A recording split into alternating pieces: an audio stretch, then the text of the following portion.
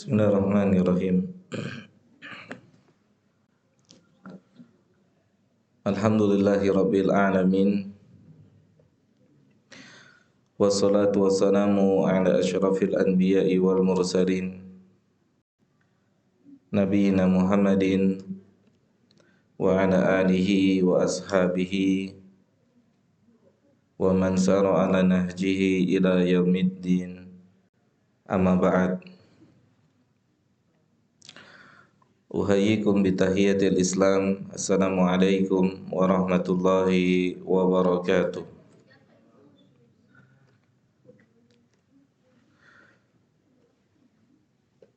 Bapak Ibu yang dimuliakan oleh Allah Subhanahu wa taala, di antara satu doa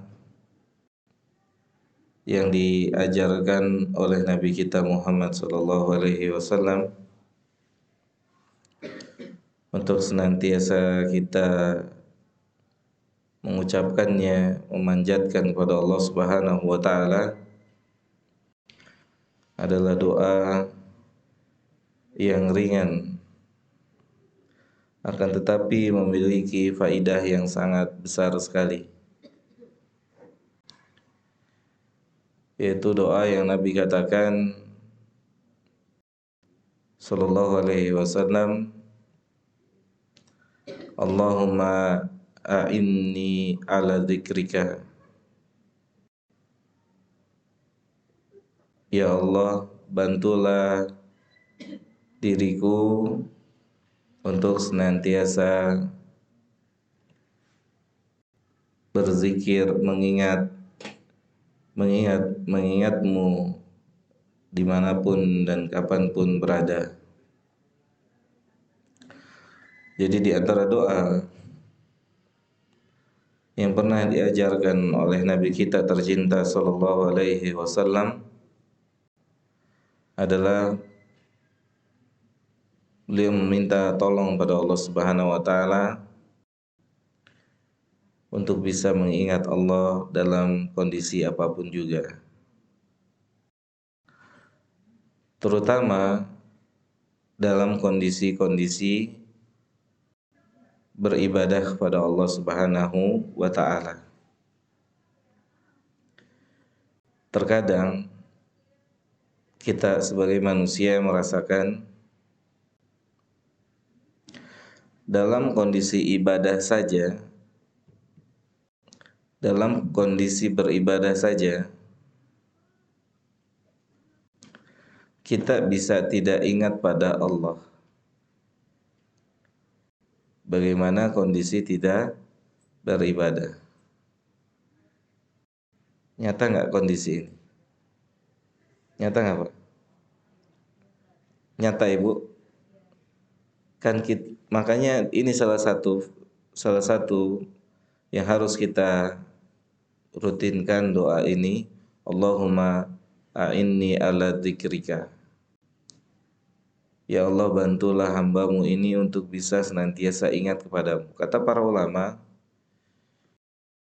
di antara cangkupan dari doa ini, kita mohon pada Allah agar Allah memberikan kita ingat kepadanya, terutama dalam saat ibadah. Kita nggak usah flashback terlalu jauh.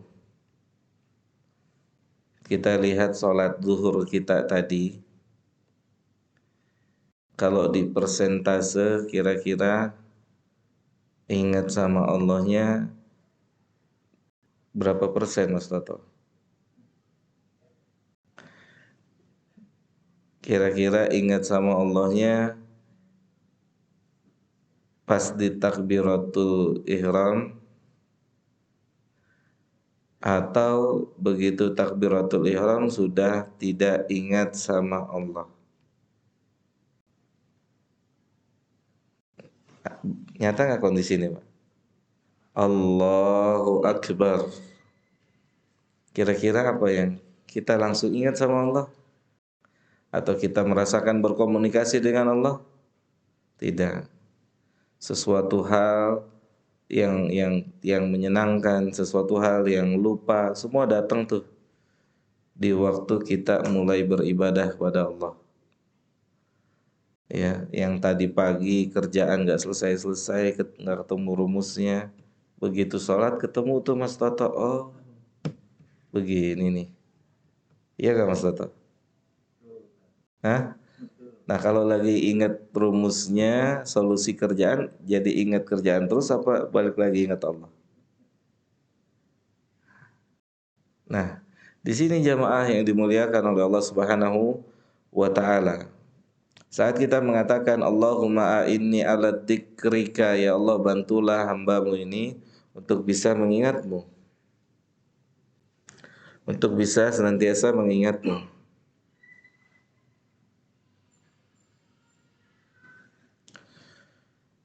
Karena Nabi Muhammad SAW mengatakan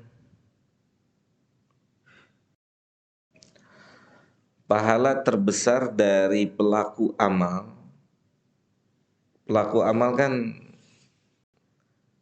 banyak, ya, amal juga banyak. Pahala terbesarnya adalah orang yang paling ingat sama Allah saat amal itu dikerjain. Saat amal itu dikerjakan. Makanya Nabi bilang apa?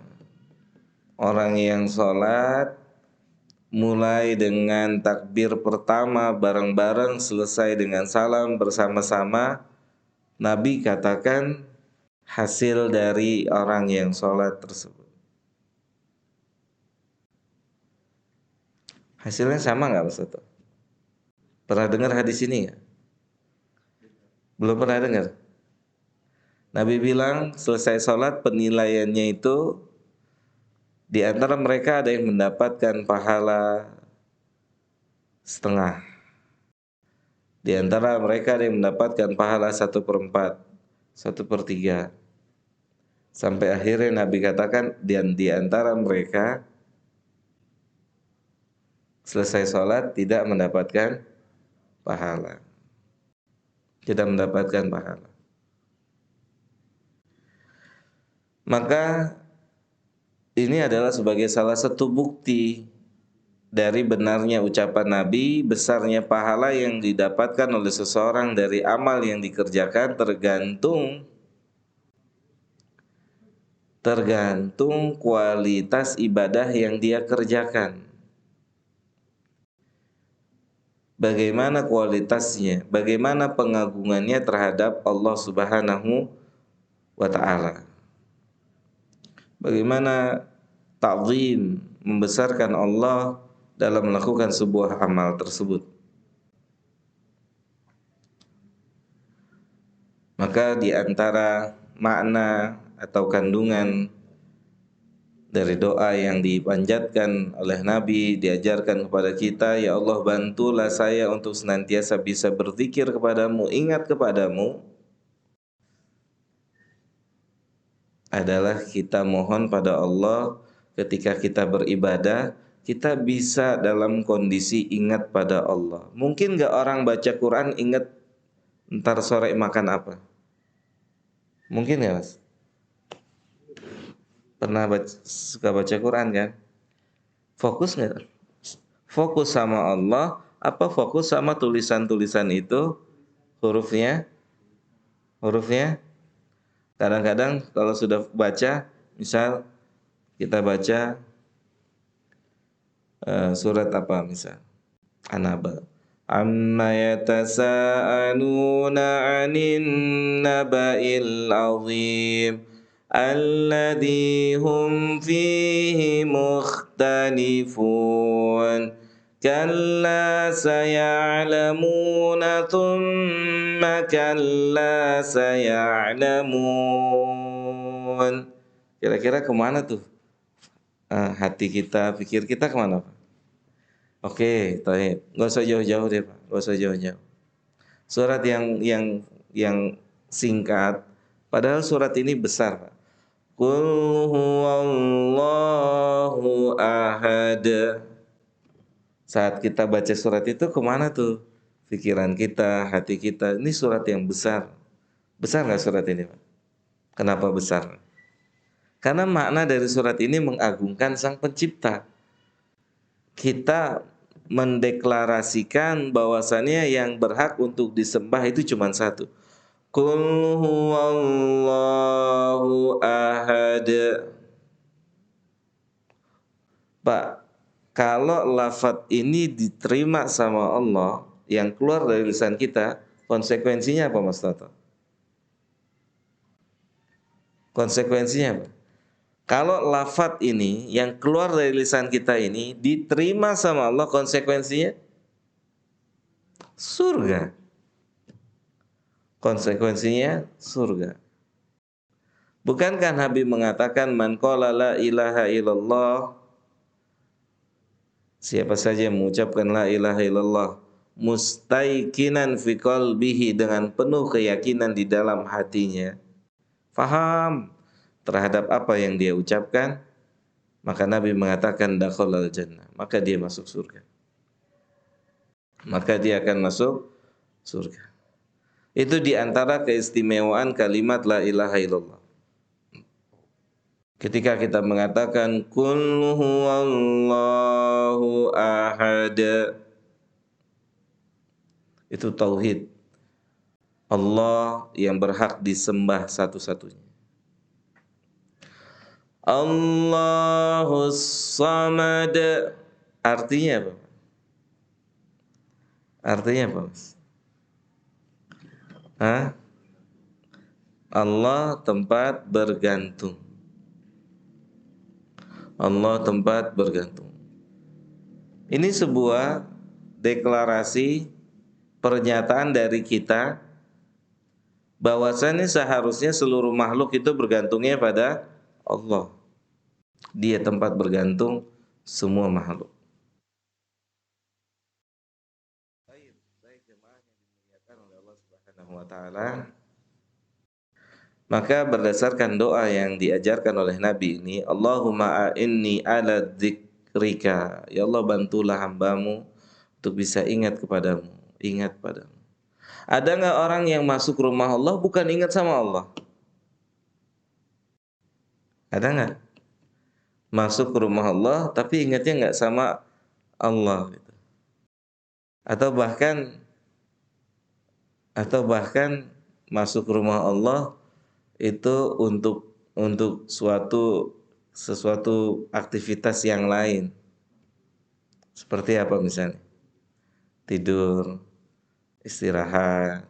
Bukan nggak boleh, boleh. Alangkah sayangnya ketika manusia masuk ke rumah-rumah Allah yang dikatakan oleh Nabi salah satu-satunya tempat terbaik di bumi ini adalah masjid. Masjid, Pak. Maka mohon pada Allah Subhanahu wa taala, Pak, masuk masjid ada doanya enggak? Doanya gimana? Doanya hafal, Pak? Bismillah, masuk aja gitu. Gimana doanya? Nah itu kita harus mereview nih, kenapa kok selama ini kita bolak-balik masjid, kita sholat 5 waktu, kita baca Quran, kok efeknya kurang positif. Mungkin kita nggak berdoa, atau mungkin ketika kita sudah berdoa kita nggak ngerti makna doa itu. Doa itu kan minta, Pak. Benar nggak sih? Arti doa itu kan minta. Seharusnya orang minta tuh gimana sih? Gimana Mas Toto? Kalau orang minta tuh harusnya gimana? Mas Toto pernah minta nggak? Rengek. Saat kita bilang Allahumma ftahli abwaaba rahmatik, kan itu doanya kan? Ya Allah, bukakanlah pintu-pintu. Pintu-pintu apa? Rahmatmu. Allahumma ftahli abwaaba rahmatik. Hidup ini akan menjadi indah ketika hidup kita diberikan rahmat oleh Allah Subhanahu wa taala. Mungkin kita tidak meresapi permintaan kita pada Allah. Ilustrasi sangat sederhana. Ilustrasi sangat sederhana, Pak. Kalau ada orang minta kepada Mas Toto, tapi mintanya, Tok, minta dong Tok, cuek, bukan menunjukkan sebagai orang yang butuh. Ini ente minta apa ngeledek nih? Maaf, jelas Pak ya? Gitu. Bagaimana lagi kita minta sama Allah? Kan Nabi sudah kasih tahu, innallaha la yaqbalu du'a min qalbin lahinin. Sesungguhnya Allah tidak menerima doa, tidak diterima, tidak dikabulkan. Itu Nabi yang bilang. Padahal dalam ayat Al-Quran Allah mengatakan Allah itu mengabulkan seluruh doa. Tapi ternyata seluruh doa ini ada doa-doa yang tidak dikabulkan. Di antaranya yang dikatakan oleh Nabi, orang yang berdoa sementara hatinya lalai. Hatinya main-main sama Allah. Kalau orang aja nggak suka Pak kalau kita minta, kalau kita merengek, kita main-main. Ini benar nggak sih minta? Apa cuman basa-basi? Gitu ya Pak Syahrani. Ini kalau Pak Syahrani ngadepin orang yang sungguh-sungguh minta sama Pak Syahrani ini, kelihatan sungguh-sungguh, benar-benar sungguh-sungguh, pasti akan ada respek yang baik. Tapi kalau dia minta terus hilang, terus gimana? Kayaknya nggak butuh-butuh amat nih orang. Nah begitu kurang lebih. Kurang lebih. Maka saat kita bilang pada Allah, Allahumma a'inni ala zikrika. Ya Allah bantulah diri ini untuk bisa mengingat kepadamu. Terutama ingat pada Allah saat beribadah. Kira-kira kalau beribadah saja lupa sama Allah, bagaimana saat tidak beribadah? Bagaimana? Saat beribadah saja, seseorang terkadang nggak bisa ingat sama Allah. Dia baca Quran nggak bisa ingat sama Allah. Dia sedang puasa pun nggak bisa ingat sama Allah. Dia sholat nggak bisa ingat sama Allah. Kadang ingatan itu kembali kapan? Saat mulai sholat. Allahu Akbar. Saat mau tahiyat tuh. Lagi sholat ya ternyata. Sahih nggak? Ingatan itu dikembalikan lagi tuh sama siapa? Sama syaitan. Karena kita diajak melayang ke sana sini. Diingetin lagi. Udah mau selesai Mas Toto. Udah mau selesai. Udah mau salam. Sama kita mau ngaji. Kita kajian. Kita baca Quran. Kita puasa. Itu ingatnya nanti pas di ujung-ujung penghujung. Akhirnya apa? Menghasilkan apa Mas Toto? Kira-kira menghasilkan apa setelah itu? Penyesalan. Ya Allah. Nah makanya kenapa setiap selesai ibadah itu syariatnya ditutup dengan istighfar. Itu Pak filosofinya. Bagaimana kita tidak mengistighfari ibadah yang kita lakukan?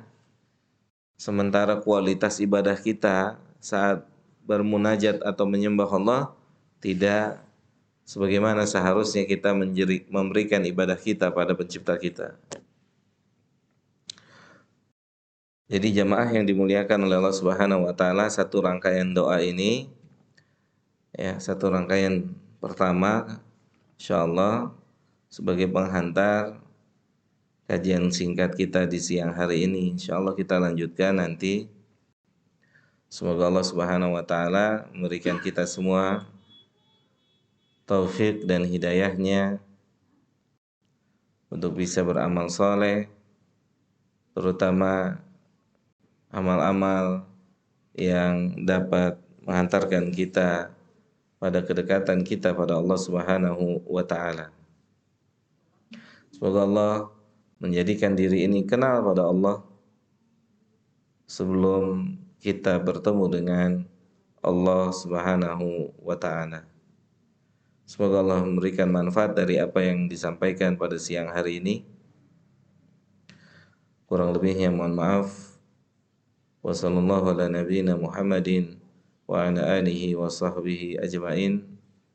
Subhanakallahumma bihamdika asyhadu an la ilaha illa anta astaghfiruka wa atubu ilaika. Assalamualaikum warahmatullahi wabarakatuh.